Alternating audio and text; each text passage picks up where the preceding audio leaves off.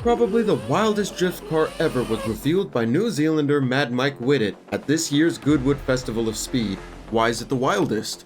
Well, MadMac, as it's nicknamed, is a mix of a McLaren P1 GTR and a 650 GT3 race car. Interestingly, this isn't the first ever McLaren-based drift car. That honor goes to Diego Saito's McLaren MP4 12C GT3. And even though that car was wild, Mike's creation is even crazier. This machine not only features a unique chassis, but it also went through an engine swap. More on that shortly. The project started just 100 days ago, undertaken by UK-based firm Lanzanti, who provided Whiddett with a perfect donor car. This vehicle combines parts from two different McLarens, a P1 GTR and a 650 GT3 race car. Before you jump into the comments about the hearsay of Rotary swapping a P1, this isn't really a P1. UK-based firm Lanzanti fabricated custom body panels for a McLaren carbon fiber chassis. The core is a McLaren 650S GT3 tub. Body panels draw inspiration from the P1 GTR with custom touches courtesy of Lanzanti, which already has considerable P1 experience. As if the looks of this hypercar weren't wild enough, the team added a custom body kit designed by Japanese tuner Rocket Bunny, keeping the massive rear wing, a sizable front splitter, and signature bolt-on fender extensions. The final touches were a new livery and a set of aftermarket wheels. While the exterior modifications are already quite impressive, the biggest surprise hides under the hood. McLaren's original twin-turbo V8 has been swapped for a heavily tuned turbocharged Mazda 20B engine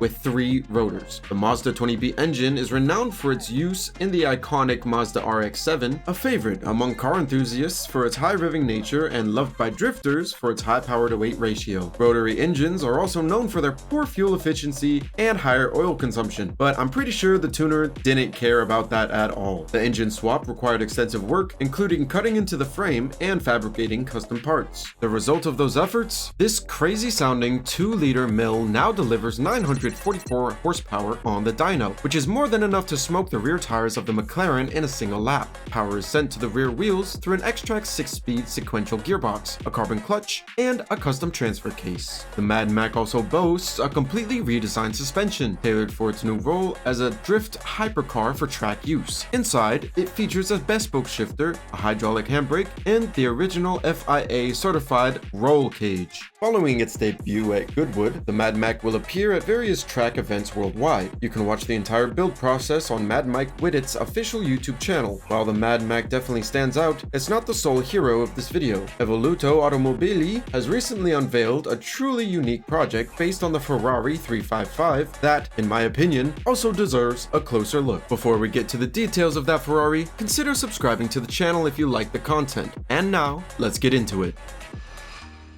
It's hard to believe that the Ferrari 355 would need any improvement, but Evoluto Automobili is doing just that. The process starts by stripping down a customer-sourced donor car to a bare chassis. Carbon fiber reinforcements are then added, increasing torsional stiffness by a claimed 23%. The target curb weight is around 2,200 pounds. Next, each customer-supplied 355 receives a completely reworked engine with over 200 new or redesigned components, which not only boost output to 420 horsepower and allow the engine to rev to 8,500 RPM, but also increase reliability. At least that's what Evoluto claims. Changes include coil-on plug ignition for more precise spark control, a quill shaft to reduce vibration, and CNC ported heads with larger inlet valves. Evoluto also fits a new titanium exhaust system to enhance engine sound. Power is sent to the rear wheels through a 6-speed manual transmission. The 355 by Evoluto wears Michelin Pilot Sport 4S tires on 19-inch forged alloy wheels, while a Brembo braking system with a 6-piston front and 4-piston rear calipers handles stopping. Carbon ceramic brakes are also available. Exterior styling also received an update from Callum, the design firm founded by former Jaguar design boss Ian Callum that also recently shaped Nyobolt's fast-charging electric sports car prototype. A new front end makes room for additional air intakes and a new front splitter. The pop-up headlights were retained with LED elements, the door handles were made flush, and the track was widened. Evoluto plans to build 55 of these Restomods, with pricing varying depending on how customers spec their cars. The company plans a limited preview during the 2024 Goodwood Festival of Speed, with a full unveiling at 2024 Monterey Car Week next last month. Meticulous reimagining of classic cars is already an established niche, with more new entries cropping up. Another UK-based company, Borham Motorworks, will launch continuation versions of the RS200 and MK1 Escort Rally icons. However, Borham plans to build completely new cars rather than relying on donor chassis.